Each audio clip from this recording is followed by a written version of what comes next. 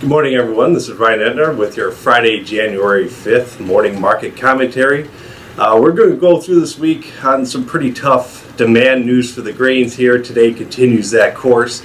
Let's start off with corn, saying that ethanol yesterday came in at 10.32, which is the first time this marketing year that corn has come in under last year's ethanol pace.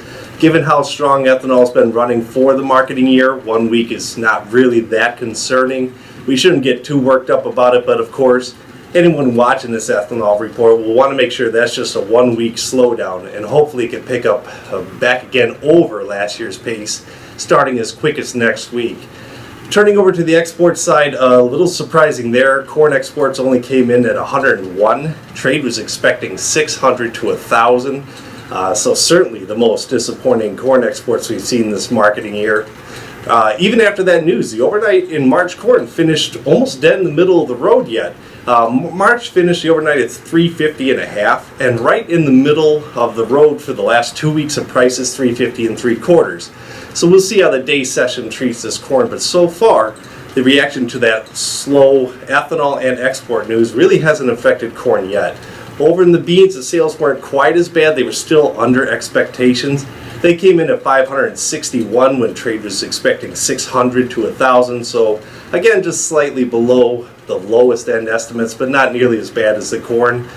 South American weather forecast, they were a little bit drier in the morning run. Don't see that there was quite enough to justify the overnight bounce, but we'll see how we pan out mixing that in with the exports there. But to say as a whole, South American forecasts right now look okay. I don't really, this morning didn't seem to appear to show too much rain in the extended maps or too little in the short term, which is what yesterday showed. Over in wheat, exports also a little disappointing there, coming in at just 131. Trade expected at least 225,000 to a maximum of 500,000. In the wheat now, that breaks a streak of 3 weeks in a row where we've come over that 500 level, and that was starting to show signs of improvement. Again, we don't want to judge this on just 1 week of a slowdown, but it does break a pretty impressive streak, which has helped to bounce this week the last 3 weeks. The wheat forecast, there was a little bit of concern earlier in the week for winter kill. Looking forward, that 15-day forecast doesn't look nearly as bad, especially for areas out west where we were most concerned with trade earlier this week. In fact, the entire 15-day outlook for those areas has at least average temperatures to even above average temperatures looking forward. Over in cattle, we had a 125 trade in Nebraska yesterday. That is $2 higher. But we did have fun selling both before and after that news came out. So as a whole, the cattle ended up lower yesterday on probably the most aggressive selling we've seen for the funds in about a month.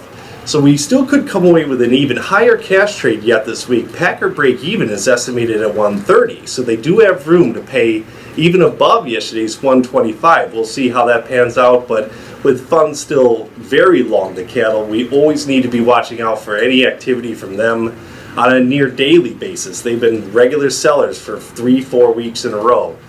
So that's our morning commentary here for Friday, January 5th. Don't forget to sign up for our conference running January 23rd through the 25th. You can call us at 800-262-7538 and visit us on the web at allendale-inc.com.